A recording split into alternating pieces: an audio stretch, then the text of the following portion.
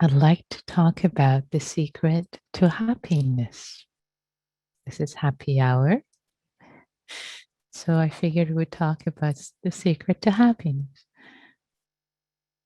So the practice of metta, wishing well, having kindness, goodwill, friendliness for ourselves, others, people we know, people we don't know, people we like, people we don't like. Equal opportunity, friendliness, and goodwill as part of this cultivation. And it does make our heart happier. It makes us happier. So, what I like to talk about specifically, the nuance that I like to bring in today is, with the pandemic, many of us are still experiencing Zoom calls. They're not going to go away anytime soon. It is a part of the way we're going to be working remotely, or perhaps also even if we go back to work with people who are not local with us. So teleconferencing, video chat, etc., video work will continue to be a part of the way both we work and maybe we socialize in groups. So this practice is, how we wish well, for example, before the pandemic, the variation of this practice was stealth metta. If you were driving, you would wish metta for people on the road, and you would be calmer, happier. You wouldn't be upset as much, especially if people cut in front of you. Especially wish them well. Really, in order to bring soothing and calm and ease to yourself, and you would arrive at your destination feeling much better. Similarly, if you rode the subway or buses, you would be wishing well for everyone around. Now, with what I like to bring in, and this is a Zoom practice meeting. Well, some people are on YouTube, but many of us are here on Zoom. You can see me, you can see each other. So this will serve as a perfect practice ground for many of the work meetings. So wishing well. So the invitation is that we will practice the wishing well for people who are on a meeting with us, and we'll bring them to mind. Or you can start, maybe if you wanted to, you're able to put in gallery view, so you can choose someone to wish well for, kind of warm up your metta right now. But really, what I like to focus on is a practice that we can take to our other Zoom meetings, other work meetings in this way. So why? Well,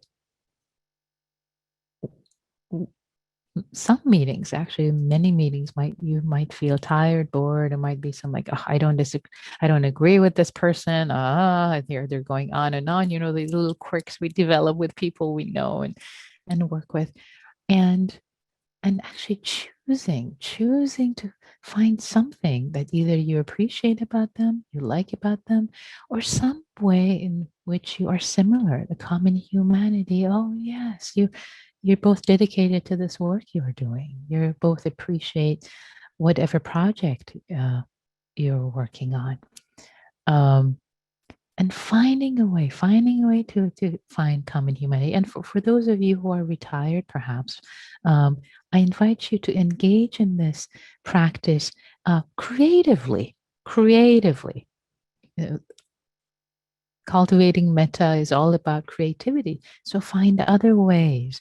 Maybe you are going for walks and seeing people in your neighborhood, or going to the grocery store and feeling annoyed by someone. It's like, okay, they're taking forever during the whatever 10 or less items, and they have 30 items checkout lane. There are all these ways that we find that we get irritated. So stealth metta, this is stealth metta. And one thing I want to bring in before we get into it, into the practice is that some people say, well, when I'm in a meeting or doing something or other, it takes too much, it's too distracting to perhaps do metta for someone. Well, yes and no. So one idea could be before you go into the meeting, spend a couple of minutes imagining people you'll be seeing, you'll be either in a meeting with or even visiting in person. Again, be creative. You don't have to take it exactly the script that I will be talking about. Be creative, see what works for your life situation.